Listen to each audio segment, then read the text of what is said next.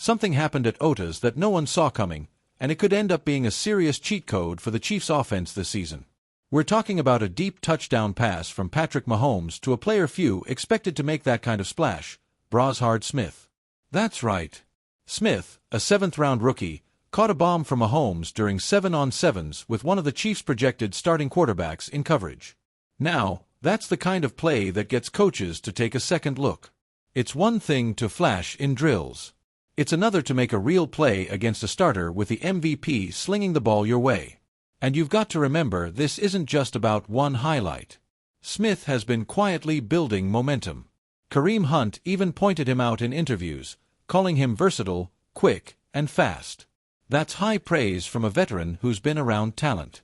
Smith might be a 7th-rounder, but he's starting to look like one of those late-round steals Brett VCH has become famous for. So, here's a question for you. Could Brashard Smith actually make the 53-man roster? Could he even climb into a legit rotational role? Drop your take down in the comments. Yes or no? Does Smith make the final cut? And hey, if you're new around here, do me a quick favor. Hit that subscribe button and turn on the notification bell. We're pushing to hit 4,000 subscribers, and with your help, we'll get there. Plus, if you're a real Chiefs fan, this is the place to be for all the inside stories the mainstream media won't give you. Back to Smith. What's most exciting isn't just the catch, it's how he caught it in stride, full speed, and against real competition. Mahomes doesn't just throw those passes to anyone that shows trust. Of course, this doesn't mean he's guaranteed a spot, but it does mean defensive backs better take notice. Brashard Smith might be a name we hear a lot more about in camp and pre-season.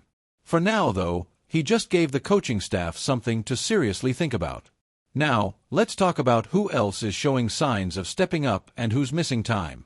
Let's shift gears and look at the bigger picture. Who's actually showing up at Otas and who's not?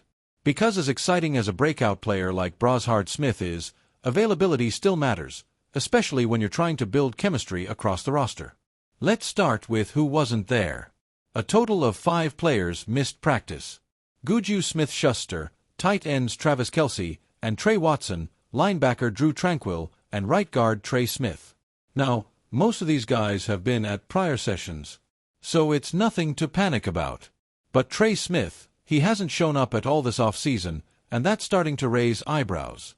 Andy Reid was asked about Trey Smith's status and gave one of those classic big red answers. We'll see. That's never a good sign when it comes to contract negotiations. Trey is currently on the franchise tag and clearly holding out in hopes of a long-term deal. It makes sense. He's a key piece of this offensive line, but with minicamp around the corner, the clock is ticking. Let me ask you this. Do you think Trey Smith will report by training camp? Or is this contract dispute going to stretch deep into the summer? Type yes if you believe he'll be back in time, or no if you think he's going to hold out longer. I'll be reading the comments and pinning the most interesting takes. Now on the flip side, one name that's really making the most of his opportunity while Trey's out is Kingsley Suamataia. He's been switching from tackle to guard, which is no easy task, especially on a Super Bowl-caliber team, but he's holding his own. And even drew praise from Andy Reid for his effort and improvement. Kingsley told the media he's starting to love playing on the interior. That's a great sign. And going up against guys like Chris Jones in training camp is only going to sharpen his skills. He's one to keep an eye on. And speaking of young talent, Josh Simmons, our first-round pick, is making noise, too. Coming up next, we'll break down how Simmons is surprising coaches and demanding more reps. Stay tuned. Alright, let's dive into one of the most promising updates. From OTAS. Rookie Josh Simmons is already turning heads now. When the Chiefs drafted Simmons, the general vibe was that he'd be a project. Talented, yes, but someone they'd ease in slowly. Well, throw that out the window. Andy Reid shared that Simmons is already getting team reps, which they didn't even expect to see until training camp. That's a big development and a sign that Simmons is ahead of schedule. Here's the thing. Simmons isn't just showing up. He's asking for more. The guy is hungry. He wants to be out there. He's in great shape, learning fast, and the coaching staff is just trying to pace him so he doesn't burn out early. That kind of drive, that's what you love to see in a first-round pick. Now, let's zoom out a bit and look at the whole offensive line picture because there's a lot going on. Ethan Driscoll was back at practice after missing some time, which is great for depth. And Jawan Taylor. He was a full participant again. That's two reliable pieces reinforcing the line. But not everything is sunshine and roses. Jalen Moore, the presumed left tackle pickup in free agency, is still limited. He's coming off a quad injury that ended his season with the 49ers, and it's still not clear if it's the same issue flaring up again or something new. He's definitely a name to watch as we get closer to mandatory minicamp.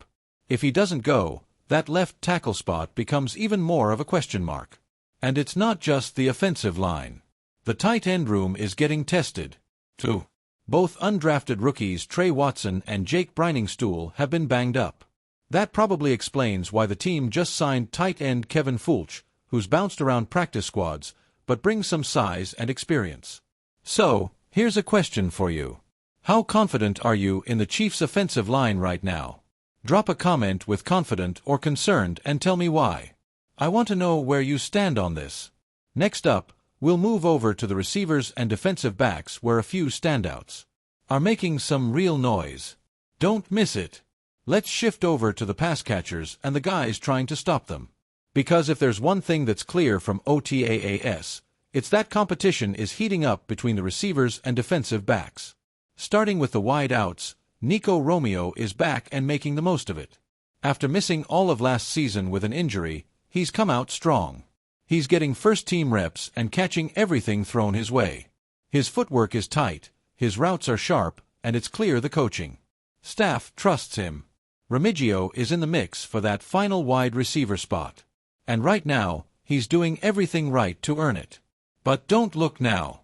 There's another rookie making waves. Montreal, Washington. He's a second-year player technically, but after flashing a bit last season, he's coming into his own. He looks faster, more decisive, and he's shown chemistry with the quarterbacks during red zone drills. If you thought the WR battle was going to be predictable, think again. Now, here's a question for you. If you had to choose right now, who are your top 5 receivers making the 53-man roster? Drop your predictions below. Let's see who the fanbase is backing early. On the defensive side, Chamari Connor is quietly becoming a serious weapon. He's been